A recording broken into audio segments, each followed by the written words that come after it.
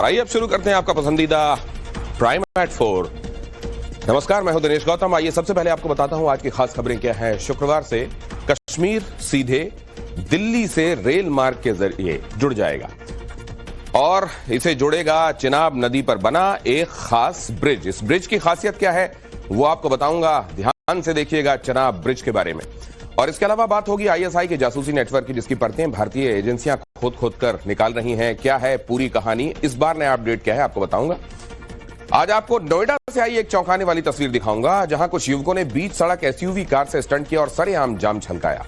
उनका आगे क्या हुआ ये आप देखेंगे प्राइम एट 4 में, और आपको बताएंगे रशिया और यूक्रेन के बीच जारी महायुद्ध से जुड़ा आज का बड़ा अपडेट क्या है और दुनिया के लिए क्या बुरी खबर है।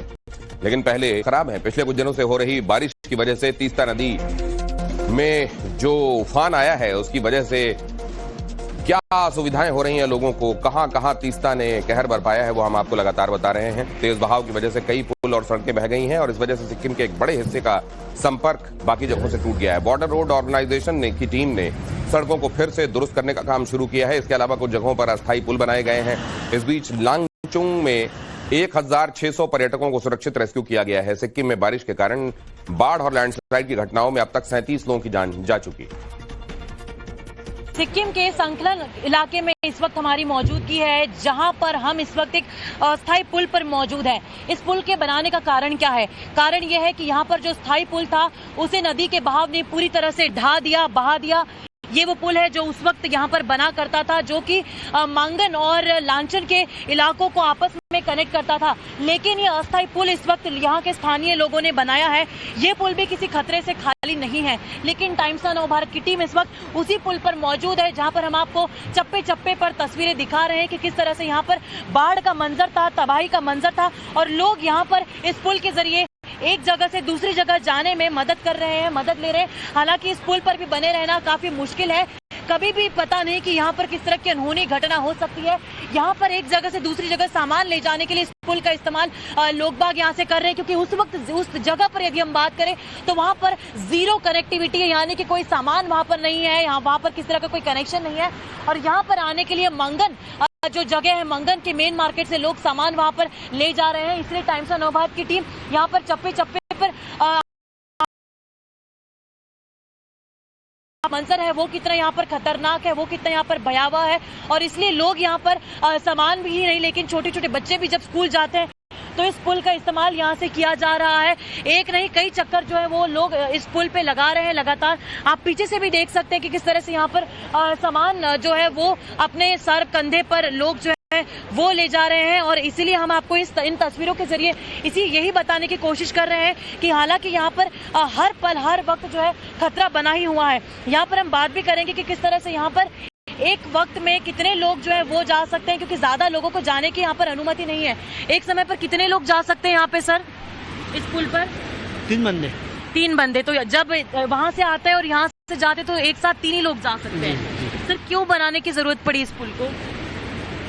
आर्मी कॉरेस्पॉन्ड करके और ये सामान ले जाने के लिए इधर से उधर। सर कितना डेंजरस है, how risky it is? Risky तो कम लेकिन फिर भी लोग यहाँ से वहाँ रोज जाते हैं। तो देखिए इसी पुल का इस्तेमाल लोग कर रहे हैं। मेरे पीछे भी आप देख सकते हैं किस तरह से सामान जो है वो ले जा रहे हैं। साहब इस तरह से सामान आप देख सकते हैं इनकी पीठ पर ढोकर ले जा रहे हैं। काफी भारी जो है ये सामान होता है। तो यहाँ से जा रहे हैं आप, रिस्क नहीं लगता आपको यहाँ से जाने में?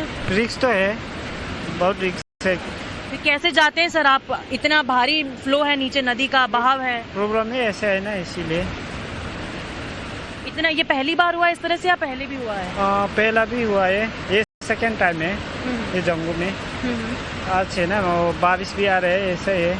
तो वहाँ पे सर कोई सामान नहीं है जिस तरफ आप रहते हैं, उस तरफ पुलिया के उस तरफ? हमारे पास जी दूसरा तो नहीं है, मार्केट नहीं है। तो खाने के लिए भी आप यहीं आते हैं? हाँ, मंगन मार्केट में मंगन मार्केट आना पड़ता है। और आगे आपको दिखा हुआ है बेगूसराय के एक गांव से चलने वाले इस हवाला नेटवर्क पर ईडी ने छापेमारी की है और करीब 12 घंटे के रेड के बाद यहां से कई सबूत मिले हैं। हवाला रैकेट चलाने का आरोप गांव के ही अविनाश ठाकुर और रजनीश नाम के युवकों पर है। इन दोनों आरोपियों ने गांव के लोगों को बताया था कि वो बड़ी कंपनी में काम करते हैं, लेकिन जब ईडी की रेड टीम पहुंची वहां तो यह खुलासा हुआ। इन लोगों से बैंक पासबुक चेकबुक, फोन और कई दस्तावेज मिले। बेगूसराय बिहार के ये लोग जो करते थे हवाला का कारोबार, लोगों को मालूम था कि ये किसी जगह पर, अच्छी जगह पर कोई इज्जतदार नौकरी करते हैं, लेकिन जब यहां पर रेड हुई तो पता चला कि माजरा क्या है।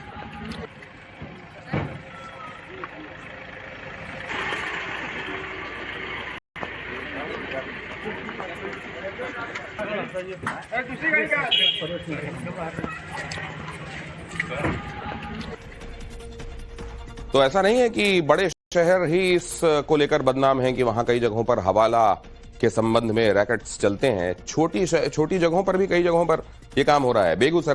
बेगूसराय में नेटवर्क कैसे काम कर रहा था? समसा गांव से चलाया जा रहा था ये नेटवर्क। अविनाश और रजनीश नेटवर्क के किंगपिन थे। लोगों को ये लालच देकर खाते खुलवाते थे, बैंक खाते। हर बैंक खाते में एक नया मोबाइल नंबर था। विदेशों से इन खातों में करोड़ों रुपए रिसीव किया जाता था। पैसा निकालने के बाद ये खाता बंद कर दिया जाता था। बैंक खाता बंद करने के बाद सिम को, जिसके जरिए वो खाता खोला जाता था, उसको तोड़कर फेंक दिया जाता था। पंजाब, जम्मू कश्मीर से भी इनके आने जाने की संदर्भ में प्रमाण मिले हैं कि ये पंजाब और जम्मू कश्मीर भी जा चुके हैं। हवाला नेटवर्क में बड़े लोगों के शामिल होने का भी शक है। 450 करोड़ कहां गया, एजेंसियां इस बारे में जांच कर रही हैं। आगे आपको दिखाऊंगा ग्रेटर नोएडा टोल प्लाजा पर हंगामा करने वालों के साथ पुलिस ने क्या किया, लेकिन उससे पहले देखिए संभल में पुलिसकर्मी ने क्यों निकाला फ्लैग मार्च। संभल में पुलिस ने फ्लैग मार्च निकाला। पुलिस ने संभल जामा मस्जिद इलाके और सदर कोतवाली के भीड़ भाड़ वाले इलाकों में मार्च किया। बकरीद से पहले शांति व्यवस्था के मद्देनजर पुलिस ने यह कदम उठाया। पुलिस ये सुनिश्चित करने की कोशिश कर रही है कि बकरीद पर कोई नई परंपरा शुरू न की जाए। गाजियाबाद के फरीदनगर क्यों गायब हो रही थी, इसका बड़ा खुलासा हुआ है। शिकायतों के बाद जब रेलवे ने जांच की तो पता चला कि आईआरसीटीसी की वेबसाइट पर बड़ा फर्जीवाड़ा चल रहा था। फर्जी यूजर आईडी से ट्रेन की टिकट बुक हो रही थी। 5 महीने में करीब 3 लाख संदिग्ध पीएनआर, 2.9 लाख संदिग्ध पीएनआर मिले हैं। सामान्य और तत्काल कोटे में सिर्फ 5 मिनट में इन पीएनआर नंबर के टिकटों की बुकिंग की गई थी। जांच के बाद आईआरसीटीसी ने बड़ा एक्शन लिया है और करीब 2.5 करोड़ फर्जी यूजर आईडीज को बंद कर दिया है।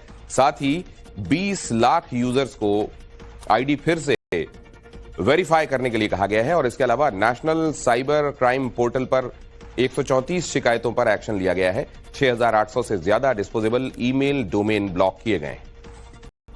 जो नए यूजर्स हैं उनमें हम प्रमोट कर रहे हैं कि जो आधार वेरीफाइड यूजर्स हों उनको प्राथमिकता के आधार पर जो हमारा एक्सेस है वह प्राप्त हो। तो हम लोग प्रमोट कर रहे हैं कि हमारे जितने भी यूजर्स हैं आईआरसीटीसी के, उनका अकाउंट जो है वो वेरीफाइड कर लिया जाए।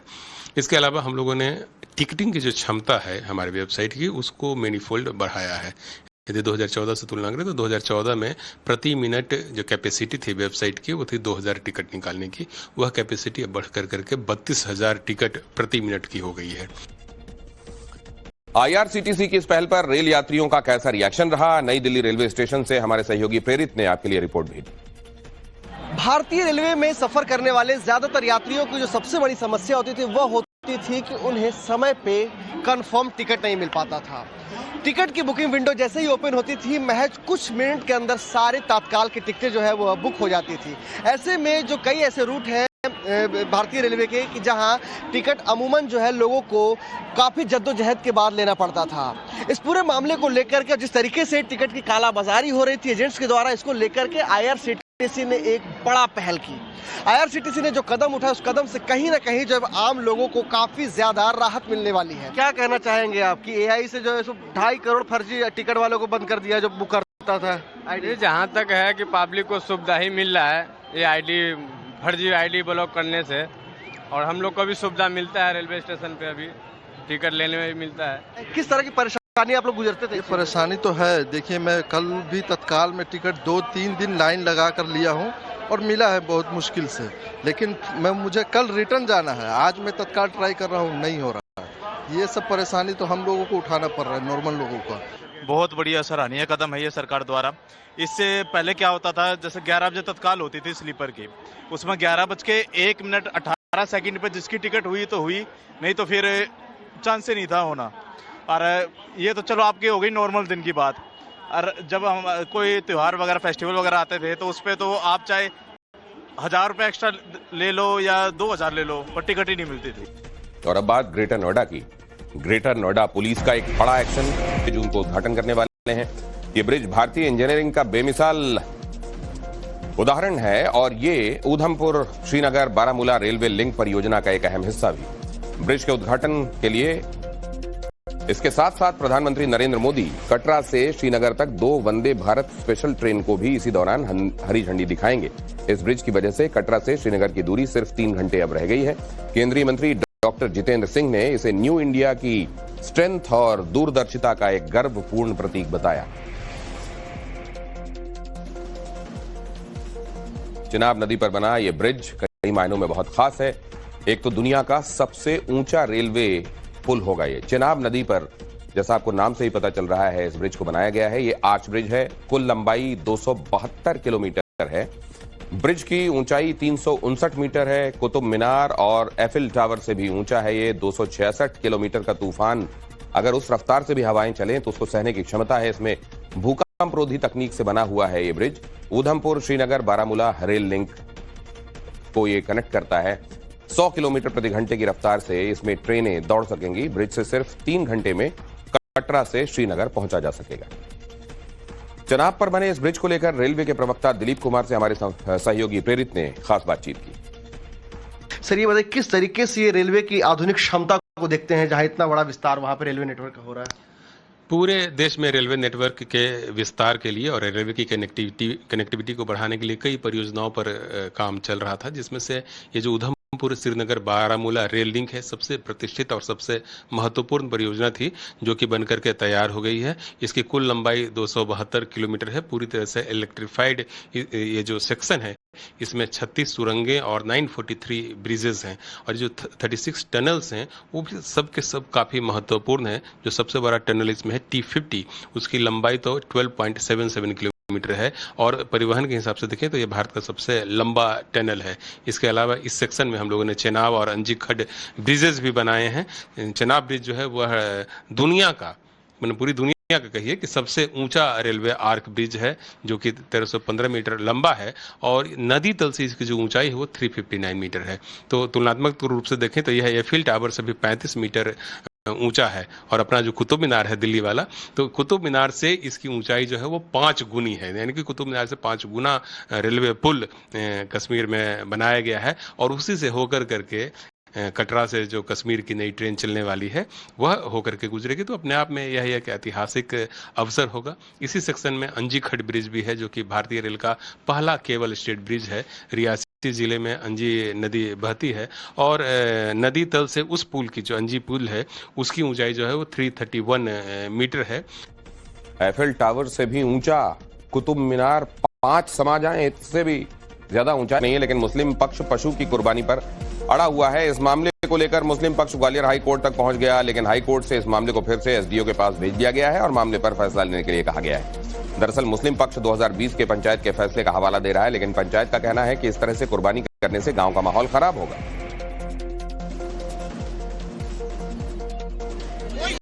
तमाम हिंदू समुदाय के लोग जो है वो इकट्ठा हैं और यहाँ पर अपील कर रहे हैं कि पड़ा नहीं कटेगा, पशु बलि नहीं होगी। नहीं कटेंगे। तो ये आपके पास जब आवेदन आया था, आपने उसे निरस्त किया, किस आधार पर निरस्त किया और अभी तक क्या होता आ रहा था? पूरे क्षेत्र में गांव वालों ने हमके लिए ठहरा प्रस्ताव डाला, ग्राम सभा में आया है। उसमें 25 जनवरी 2020 में निरस्त हो चुका है।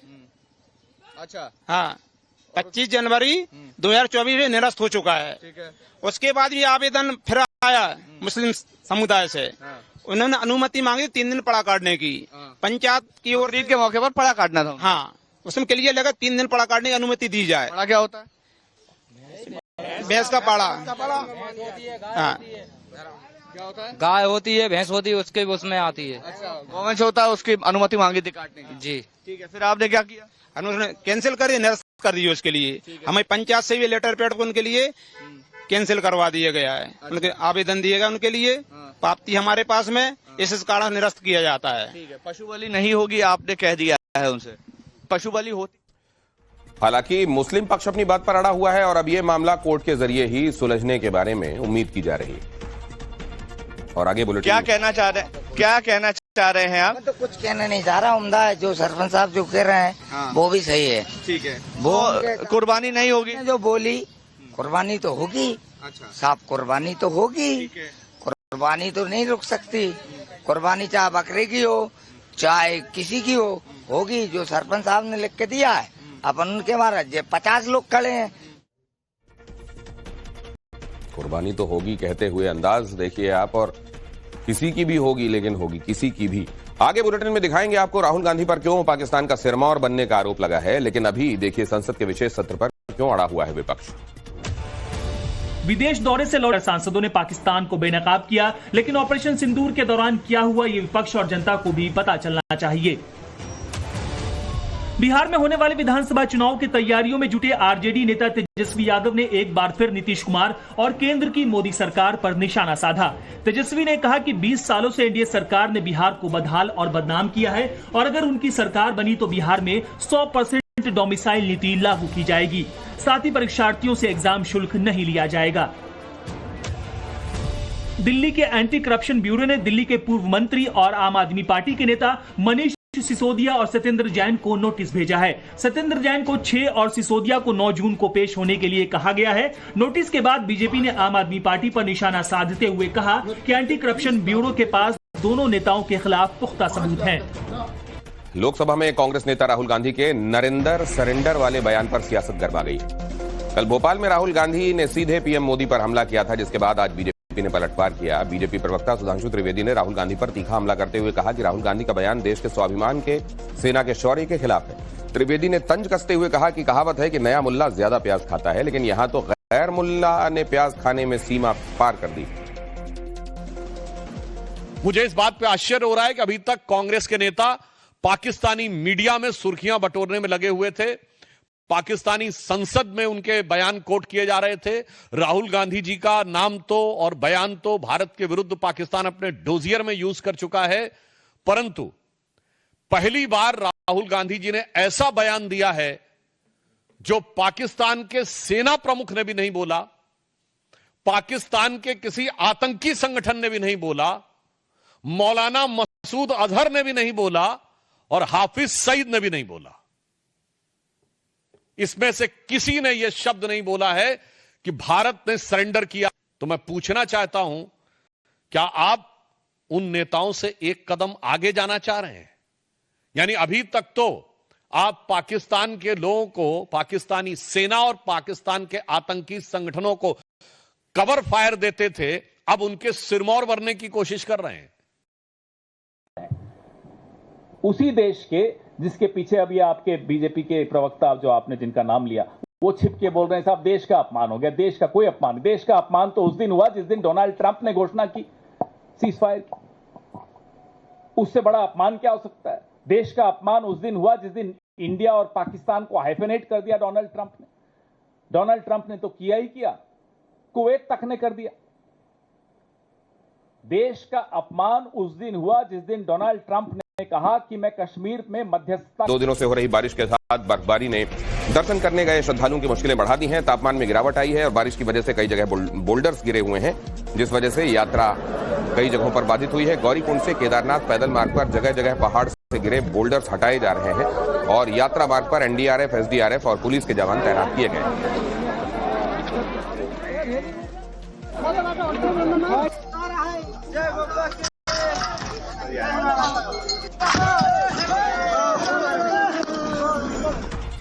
बनारस का आम, लंगड़ा आम, पूरी दुनिया में मशहूर है, लेकिन इन दिनों एक बाग में ऐसा आम है जो चर्चा का विषय बना हुआ है। खास बात यह है कि इस आम की सुरक्षा के लिए बाग मालिक ने बाउंसर्स तक तैनात कर दिए हैं और 24 घंटे आमों की निगरानी हो रही है। बाउंसर के साथ यहां कैमरे भी इंस्टॉल किए गए हैं। क्या है इस प्रजाति में खासियत? हमारे सहयोगी आशुतोष की रिपोर्ट आपको बताएगी। गर्मी के मौसम में आम का फल बेहद खास माना जाता है, लेकिन इसकी खासियत तब और बढ़ जाती है जब आम के बगीचे में बाउंसर की तैनाती हो। जी हाँ, इस वक्त हम वाराणसी के एक ऐसे ही बगीचे में मौजूद हैं जहां पर आम के फसल यानी आम के पौधे की रखवाली के लिए बाकायदे बाउंसरों की तैनाती की गई है। अब सवाल इस बात का है कि आम में ऐसी क्या खासियत है। तो सबसे पहले हम आपको उस आम की प्रजाति के बारे में बताते हैं कि यहाँ पर आम की जो प्रजाति है मियाजाकी, ये जापान की एक प्रजाति है और इसी प्रजाति का जो एक पौधा है वो वाराणसी के चोलापुर इलाके में लगाया गया है। और वो हम आम की तस्वीरें भी आपको दिखाने की कोशिश कर रहे हैं कि ये देखिए, ये मियाजाकी आम है और इसकी खासियत ये है कि ये लगभग इसकी जो अंतर्राष्ट्रीय मार्केट में जो इंटरनेशनल मार्केट में जो कीमत है वो 2 से 2.5 लाख रुपए प्रति किलो बताई जा रही है। और ये पौधा देखिए कि कितना छोटा है, लेकिन यहाँ पर जो फल हैं वो लगातार यहाँ पर लगते जा रहे हैं। हालांकि अभी ये बहुत छोटा पौधा है। मैं तो सोच रहा हूं कि इसको तो हाथ लगाने के भी पैसे लिए जाते होंगे। 2.5 लाख रुपए किलो आम।